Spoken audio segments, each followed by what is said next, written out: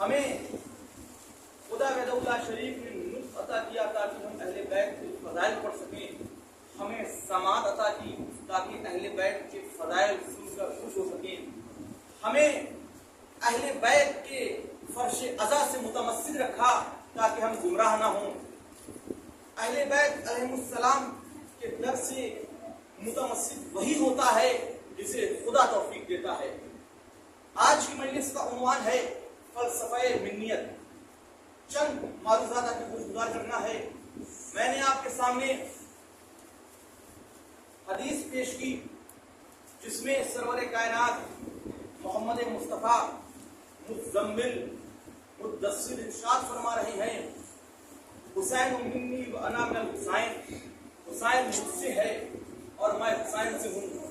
اس حدیث کی کیا اہمیت ہے، اس حدیث کی کیا فضیلت ہے، آپ لگاتار اور مستقل مزاجی سے علماء سے سنتے ہوئے آ رہے ہیں۔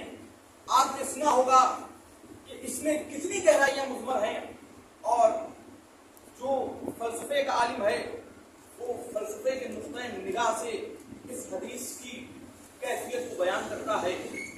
جو علم تفسیر رکھتا ہے وہ علم تفسیر کے لحاظ سے اس حدیث کی وضاحت کرتا ہے، لیکن کیا ابھی تک اس حدیث میں جتنی گہرائیاں تھیں وہ واضح ہو پائی ہیں؟ کہا نہیں۔ اگر قیامت تک محمد مصطفیٰ کے لبوں سے نکلی ہوئی کوئی بات کی وضاحت کی جائے تو قیامت ہو جائے گی، لیکن بات کی وضاحت نہیں ہوگی۔ ایک درود پڑھے محمد و آل محمد پر۔ حسین منی و انا من الحسین، حسین مجھ سے ہے میں حسین سے ہوں۔ یعنی محمد مصطفیٰ کہنا یہ چاہ رہے ہیں کہ حسین کا فیصلہ میرا فیصلہ، میرا فیصلہ حسین کا فیصلہ، حسین کا قول میرا قول، حسین کا فعل میرا فعل، حسین کا کردار میرا کردار، حسین کی رفتار میری رفتار، حسین کی گفتار میری گفتار، حسین جو کرے وہ میں نے کیا۔ اگر کربلا کے میدان میں حسین کی جگہ میں ہوتا تو جنگ کا اعلان کرتا، اگر صلح حدیبیہ میں میری جگہ حسین ہوتے تو صلح کرتے۔ تو حسین منی و انا من الحسین میں کتنی گہرائیاں مضمر ہیں، کتنی کیفیتیں ہیں، اگر بیان کرتے رہا جائے تو کبھی بیان نہیں ہوں گی۔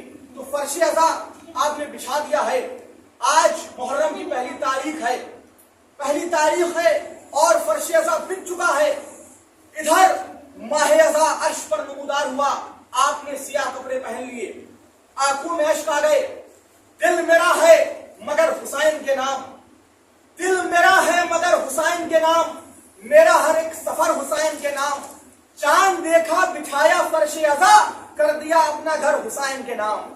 ایک درود پڑھے محمد و آل محمد پر۔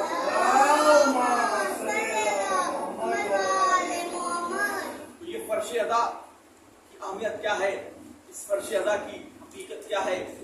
میں ایک جملہ پڑھ کر بات تمام کی دیتا ہوں۔ دیکھیے، جب صلح حدیبیہ ہوئی تو کئی شرطیں رکھی گئی ہیں۔ کچھ شرطیں کفار نے رکھی اور کچھ محمد مصطفیٰ نے رکھی۔ کفار نے یہ کہا کہ ہم آپ کو حج نہیں کرنے دیں گے۔ حدیبیہ ایک جگہ تھی، محمد مصطفیٰ نے خواب دیکھا تھا کہ میں کعبے کا طواف کر رہا ہوں، تو اپنے اصحاب سے کہا تھا کہ یہ میں نے خواب دیکھا ہے۔ تو ان کے اصحاب نے کہا کہ اس سے اچھا کیا ہے، چلیے ہم طواف کر آتے ہیں اور عمرہ کر آتے ہیں۔ لوگ ہم سے یہی کہتے ہیں کہ آپ صحابہ کو نہیں مانتے ہیں۔ دیکھیے ہم سے زیادہ صحابہ کو کون مانے گا؟ سلمان کے قصیدے ہم پڑھتے ہیں، ابو ذر کے قصیدے ہم پڑھتے ہیں، جناب مقداد کے قصیدے ہم پڑھتے ہیں،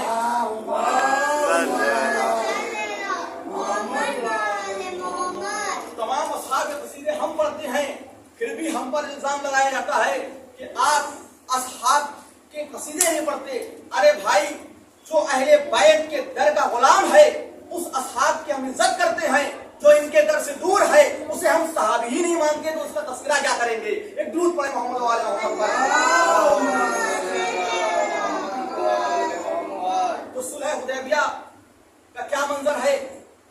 جب محمد مصطفیٰ نے خواب بیان کیا تو ان کے اصحاب نے کہا کہ اس سے بہتر کیا ہے، چلیے ہم عمرہ کراتے ہیں۔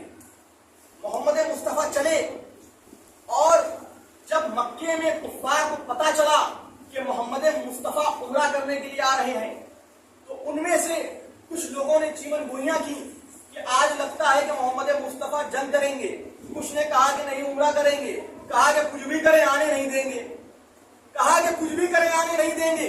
تو ایک جگہ تھی حدیبیہ، وہاں کفار نے محمد مصطفیٰ کو روک لیا اور کہا کہ آپ کہاں جا رہے ہیں؟ تو محمد مصطفیٰ نے خوب سمجھایا کہ ہم جنگ کرنے نہیں جا رہے ہیں، ہم عمرہ کرنے جا رہے ہیں، ہم خانہ کعبہ کی زیارت کرنے جا رہے ہیں، لیکن انہوں نے کہا کہ جانے نہیں دیں گے۔ باہر کیف شرطیں ہوئی، ادھر سے کچھ کنڈیشنز، ادھر سے کچھ کنڈیشنز۔ انہوں نے کہا کہ اس مرتبہ تو نہیں جانے دیں گے، اس مرتبہ آپ چلے جائیں، اور ایک شرط یہ تھی کہ 10 سال تک جنگ نہیں ہوگی، 10 سال تک جنگ نہیں ہوگی۔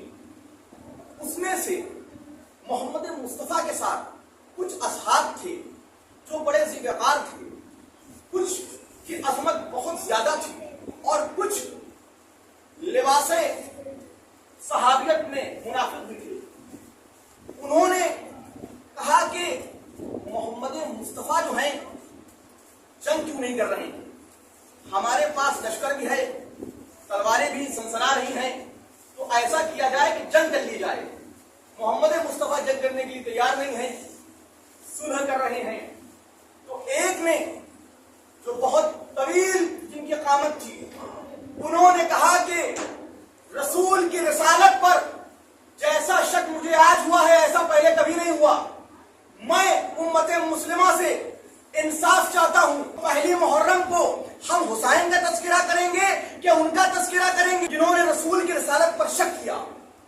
تو انہوں نے رسول کی رسالت پر شک کیا۔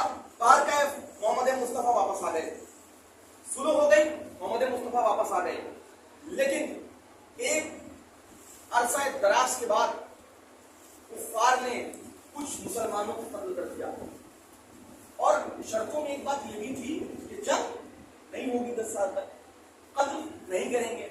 محمد مصطفیٰ نے کہا کہ اب تو انہوں نے خود ہی شرط کو پامال کر دیا ہے، تو چلتے ہیں اب جنگ کر کے آتے ہیں۔ تو اب جب جنگ کی فضا ہموار ہوئی تو ابو سفیان نے محسوس کیا کہ آج تو جنگ ہوگی اور مکے میں ایک ایک کافر نہیں بچے گا، سب قتل کر دیے جائیں گے۔ ابو سفیان کی ایک لڑکی ہیں، ایک دختر ہیں جن کا ہم بڑا احترام کرتے ہیں، جن کا نام ہے ام حبیبہ، جو رسول اللہ کے عقد میں تھی۔ انہوں نے سوچا کہ ہم اپنی بیٹی سے کہتے ہیں کہ جنگ کو ٹال دیا جائے، تو وہ مکے سے مدینے آئے اور اپنی دختر کے یہاں آئے۔ بس میں نے بات تمام کر دی، اپنی دختر کے یہاں آئے، اپنی بیٹی کے یہاں آئے۔ جب وہ بیٹی کے یہاں آئے تو ام حبیبہ نے دیکھا کہ ہمارے والد گرامی آ چکے ہیں۔ ایک چادر پڑی ہوئی تھی جو رسول اللہ کی چادر تھی، انہوں نے وہ چادر ہٹا دی اور کہا کہ یہ چادر کیوں ہٹائی؟ تو کہا کہ آپ کو پتا نہیں ہے یہ بڑی پاکیزہ چادر ہے، یہ بڑی مطہر چادر ہے، یہ رسول کی چادر ہے۔ تو میں یہی تو کہتا ہوں کہ کل رسول کا ایک مخالف رسول کی چادر پر نہیں بیٹھ پایا تو اس فرش ازا پر حسین کے مخالف کیسے بیٹھ سکتے ہیں؟ ایک درود پڑھیں محمد و آل محمد پر۔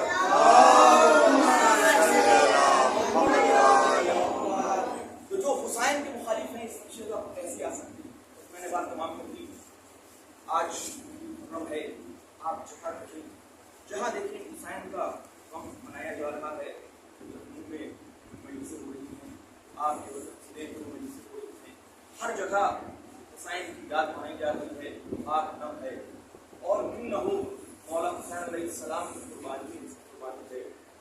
مولا حسین علیہ السلام نے اپنا وطن چھوڑ دیا، اپنا وطن چھوڑ کر جا رہے ہیں، اب مدینہ رہنے کے قابل نہیں رہے گا۔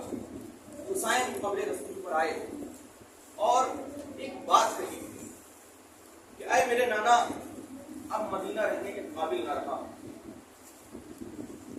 پھر قبر بطول پر آئے اور کہا اماں اب کبھی حسین واپس نہ آئے گا۔ میرے نیس نے اس کیفیت کو نظم کیا ہے اور کہا ہے کہ اماں لہو لمان चमन देखने चलूं, अम्मा लहूलुहान चमन देखने चलूं, ज़ैनब के बाजुओं में रसन देखने चलूं। हुसैन जा रहे हैं, हुसैन के साथ अब्बास हैं, हुसैन तन्हा नहीं है, अकबर भी हैं, हुसैन तन्हा नहीं है, कासिम भी हैं। लेकिन जनाब सुगरा सलामुल्लाह अलैहा को कह दिया कि आप यहीं रहिए।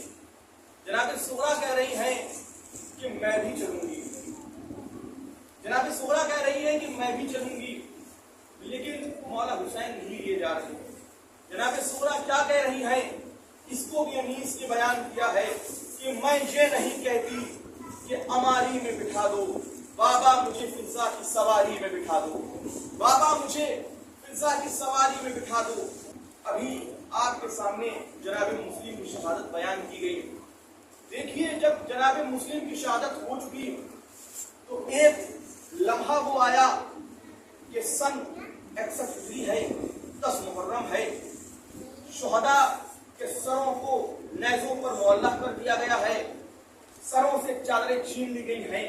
जब ये लुटा हुआ काफिला कूफे आया है तो जनाबे ज़ैनब सलामुल्लाह अलैहा ने क्या देखा कि दारुल अमारा पर जनाबे मुस्लिम का कटा सर मुअल्लक़ है।